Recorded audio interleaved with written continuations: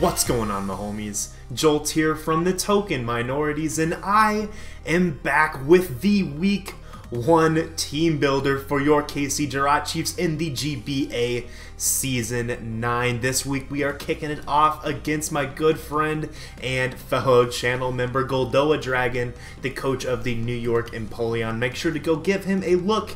He'll be linked down in the description below. A really cool guy with a pretty small YouTube channel, although I know he has a relatively rapidly growing stream presence as well on Twitch. So that's another place where you can find him and get to know his content. But again, would highly recommend him. I enjoy his content a lot. But with all that out of the way, got a few things I want to point out in the description down below before we dive into the first team builder of this season of the GBA. In the description down below, you can see a variety of links. Please make sure to check those out. It includes links to the TTM fan server, as well as to the GBA fan server, I believe, if I was able to put it there. And if I don't have a link to the GBA fan server, just navigate over to the GBA Twitter, and you can join through the link posted on the Twitter account. But anyways, make sure to go ahead and join those Discord servers if you have a Discord account, and of course follow the KC Jirachiefs. Pick up the nice KC Jirachiefs role in those servers if you want to be notified for my videos coming out here throughout the season. The other thing I wanted to point out in the description below is the YouTube links or general links for all of my front office members for this season of the GBA. All really cool guys, and we've worked pretty well together in the past. Last season we had a lot of success as a unit, so I brought a lot of them back here for this season as well. So make sure to go check those guys out as well. Now with that said, we can go ahead and jump right on into this matchup here. And my opponent Goldoa this season has access to some threats, including the Dialga, Tapu Lele, Zapdos, Victini, Ditto, Donphan, Vaporeon, Superior, Crobat, Scrafty, and Mega Beedrill. So a very threatening team for sure.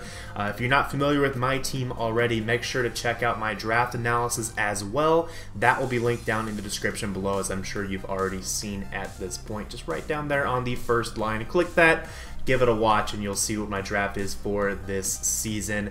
To put it very shortly, my Ubers for this season are going to be the Zekrom and the Magearna, at least for this week. There actually is going to be some changes here for next week that I will talk about later on. But for this week, my Ubers are Zekrom and Magearna, along with a variety of other threats on my team. So it's a pretty cool draft, if I do say so myself. But anyway, so a little bit on the matchup here. And as most of you guys are probably aware from last season, but I know some of you guys might be new, so I'm going to give a little bit of an overview on how I do my team builders typically. I spend a lot of the time in my team builders looking at more of a team matchup analysis and then going through kind of the strategy of my team, as opposed to just going through the moves and EV spreads. I'm not going to spend quite as much time on just going through that. I feel like you guys usually don't really care as much about those small details, and if you do care about it, feel free to leave a comment. I'll be happy to answer those to the best of my ability. But anyways, I'm going to focus more on the components of the matchup itself, and then the strategy with the team that I am bringing for this week against Goldoa. So just a few things I wanted to point out here on this matchup. I put my team next to Goldoa's, and I see a few key things that I might be able to exploit with my team build. The first thing that I noticed when looking at the speed tiers of Goldoa's team, all of his top 4 picks have a speed tier ranging from 90 to 100. That is something that is absolutely exploitable. Those are all common speed tiers. That means that I should be able to run certain investments on my offensive Pokemon, or certain sets on my offensive Pokemon that should be able to abuse those common speed tiers. For example, I can potentially bring maybe an Adamant Scolipede in this matchup if I so choose to try to abuse those Pokemon specifically. I could also bring something like a Shift Gear Magearna with very little speed investment and be able to outspeed all of those threats as well. So there's just a lot of possibilities that will open up here for my team build. I also notice that his best Revengers against my Mons are Choice Scarf users because of those speed tiers. He does have the Crobat and the Mega Beedrill. I definitely don't expect both Crobat and Mega Beedrill to come. I feel like that's a little bit redundant. It might come, but I don't think it will. And because of that, I think he's only really going to have potentially the Ditto in addition to either Crobat or Mega Beedrill that's going to be able to outspeed my offense immediately. I really don't think Serperior comes either in this matchup just because I have a variety of checks to it and counters to it as well. So I really think that Choice Scarfers are going to be his best way to outspeed my threats, which means I need to have some sort of way to take advantage of that as well with my team build. The only other thing I wanted to mention is that Ditto is actually really annoying for this matchup. My team, as I'm sure you've already noticed, is very setup oriented in a lot of cases, and when there's an opposing Ditto that can simply just slap a Choice Scarf as its item and copy my boosts and have an increase in speed, that's really annoying and shuts down a lot of my potential options for sure in this game, because I don't want to build a really strong sweeper and then just have him copy that and reverse sweep me. That's just not something I want to do. So just some stuff I'll need to keep in mind here as we move into the team. But let's go ahead and jump on over to that. So what I'm going to do is I'm going to build this team around a Magearna sweep in the late game. Magearna is probably one of my best, probably my best setup sweeper here in this game that doesn't have to necessarily risk being counter swept by a Ditto, as I can easily bring coverage on my Magearna that doesn't allow a Ditto to immediately copy me and knock me out with my own coverage moves. So in addition to that, if I run something like Trick Room on this Magearna, which is exactly what I'm going to do in this week, a Scarf Ditto is not going to outspeed my Magearna under Trick Room. I'm still going to be able to outpace it and put in a lot of work still as an offensive threat. So this is a setup sweeper that's not necessarily countered by Ditto. That's exactly what I wanted to roll with here for this team. So this is a Trick Room Magearna with Calm Mind, Dazzling Gleam, and Shadow Ball. All I really need against this team is Dazzling Gleam and Shadow Ball. Fairy spam, or Fairy attacks are so spammable against his team, with his best resist being the Victini, obviously weak to the Dazzling Gleam. So this can very quickly dent his team. It can very quickly sweep his team if I'm just able to weaken the proper responses. Most notably, I want to weaken the Donphan as early in the game as possible, and that's exactly what my team is going to be geared toward doing, because Donphan is the single Pokemon on his team that could theoretically run something like an Iron Ball and check a Trick Room Magearna even at min speed. So that's something I definitely want to be careful about here for this matchup. If I can get rid of Donphan early, or at the very least knock off whatever its item is, to make sure that I'll be able to deal with it with my Magearna, or to deal with it with the rest of my team. That's pretty much the goal here with this matchup. So get rid of Donphan, and then this thing should be able to set up on a variety of threats. I only need a little bit of chip damage on a Choice Scarf or Banded Victini.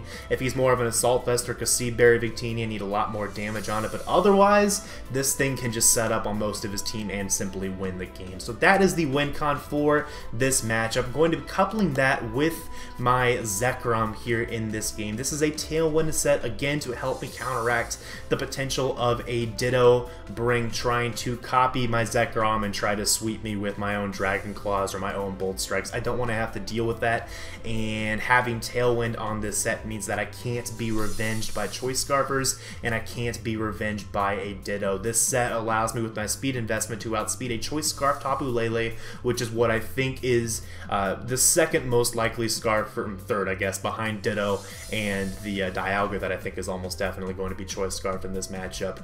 I think Scarf Tapu Lele is a possibility, and this would allow me to outspeed that. The combination of Bolt Strike and Dragon Claw hits his entire team neutrally. Donphan is a little bit annoying for this set, so again, the strategy is to weaken down the Donphan. This can help me weaken down the Donphan, though, for my Magearna, which is something that would benefit me still in the late game with trying to win with Magearna. So this can break well, I guess, for the Magearna is what I'm trying to say. In addition to having the Toxic allowing me to have an option to hit the Zapdos, which otherwise, if it's like a fully defensive set, could potentially try to Roost Spam on my Zekrom and pressure stall me, and that's just not something I want to have to deal with. So Toxic helps out against that, but otherwise just really good coverage against his team, really good bulk against his team. This Electric Dragon typing is ridiculously good defensively, I found, and especially just against his team. He has very few things that can take me out in one hit. Unfortunately, the two things that are best at taking me out in one hit are his two Ubers, so I have to be careful about that for sure.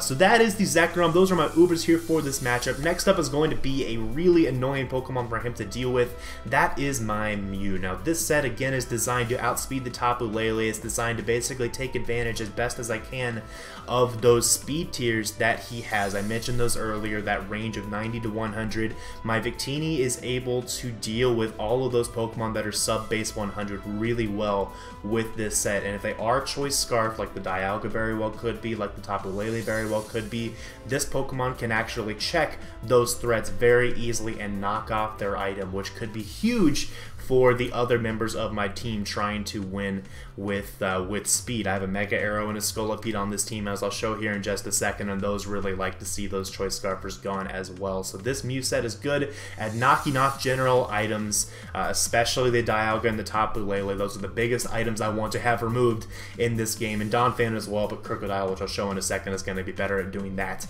So anyway, Knockoff, really good move against this team. Taunt prevents his potential Vaporeon from trying to recover on this set, and in general just prevents recovery against me. And then Seismic Toss just for consistent damage. Now obviously I could have run something like Super Fang as well in this slot, and Styx tried to give me a hard time for bringing Seismic Toss instead of Super Fang, and I guess fair enough, but I'm basically envisioning a very specific situation in the early game where I want to be able to have the damage of Seismic Toss as opposed to the damage of Super Fang against an early game Donphan. Again, I want to get rid of Donphan if I can in the early game, and having Seismic Toss or a consistent damage move that's a little bit stronger than Knockoff yet still consistently strong against the rest of his team is something that I really wanted to have. So that's why Seismic Toss is on the Mew, and then of course Roost for recovery. So this Pokemon very easily could be a win con against him if he does not bring the Mega Beedrill, but because of that I think he's forced to bring Mega Beedrill in this matchup as a check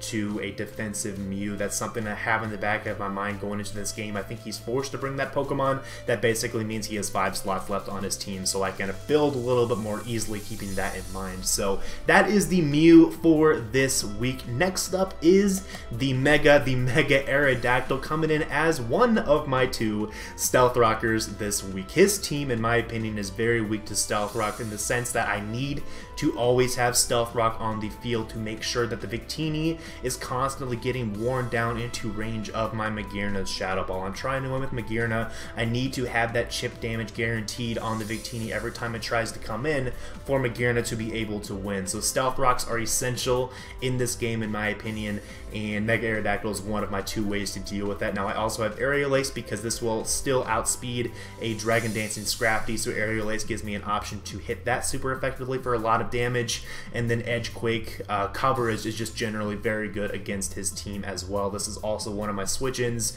to Mega Beedrill if I ever have to be in that type of position, which I imagine I probably will, quite honestly. So just overall, pretty standard set. No Roost, unfortunately. I really wanted to run Roost, but simply didn't have the room for it on this particular team. But then next up is going to be the Crocodile, my 2nd Stealth Rocker. This is my dedicated lead in this matchup. The Iapapa Berry and my bulk investment with Intimidate allows me to chew an Adamant Mega Beedrill's U-turn, which is pretty crazy when you think about it, and recover back up to whatever amount of HP with my Iapapa Berry.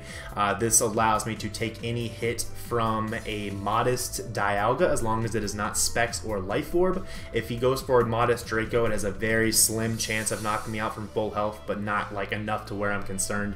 It's kind of like a 10% chance or something like that, so I don't think it'll be a problem. Hopefully it won't be a problem, but even so, this is a dedicated lead because it takes pretty much any hit, chews its berry, and gets up Stealth Rocks immediately, or potentially knocks off an item on the Donphan or knocks off an item on the Dialga, 2 Pokemon that I want to have their item gone as early as possible. So pretty straightforward set. Other than that, just dual stab for maximum damage output, I suppose, on Crocodile, and then Toxic is just generally nice against this team, especially against the Donphan that, again, I'm trying to wear down in the early game, as I envision Donphan is probably his initial switch into Crocodile. I think it kind of has to be, because nothing else on his team really wants to take a knockoff from this Pokemon. Like, he just doesn't have great knockoff switch-ins straight up, so I think Donphan's going to be that switch-in. So this should be the primary way that I deal with Donphan, but obviously, as you've seen, I have a lot of ways to wear that down with my team. And then finally, my last Pokemon is going to be the Scolipede. This is one of my ways to weaken down the Dialga, specifically, as well as potentially serve as a, not really a win con, but just a good general breaker against his team. He really doesn't appreciate a Rocky MZ Scolipede at all. His best way to probably deal with that is going to be a Chardy Zapdos or a Chardy Berry on his Crobat, both of which could easily be knocked off by my Mew, and I kind of anticipate that that's actually going to be the case as well.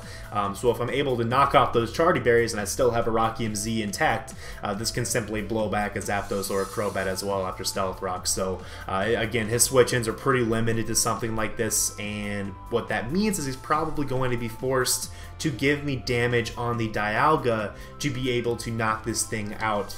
To be able to knock this thing out. When Dialga is weakened, that means my Magearna is able to, again, sweep much more easily, not having to fear the super effective coverage or just a really strong stab flash cannon from the Dialga as well. So that is the team for this week. I hope it makes sense how it's all supposed to work.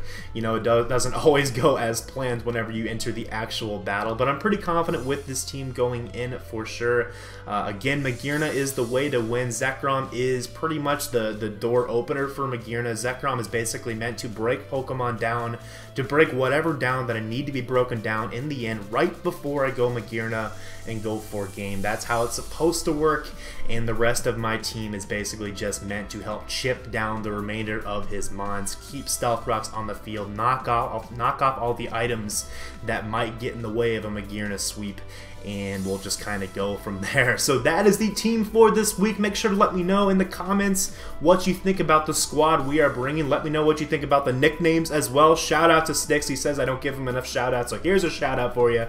Thank you for the help on the nicknames for this season. We're going with a nice Marvel villains theme for this season, so you'll see a bunch of those pop up here as I bring all my mons throughout the season. Make sure to let me know what you think about those as well. But that is all I have to say. Make sure to be on the lookout for the battle going up tomorrow at noon EST. Goldoas will also be going up at the exact same time, so you can watch both of us the same exact time if you want to. That is perfectly fine with me. I think he probably live commed, so if you want to enjoy a live comm of our battle, there you have it. So mine will of course be post commed as usual. So anyway, thanks for watching, guys, and I will see you all in the next one. Peace.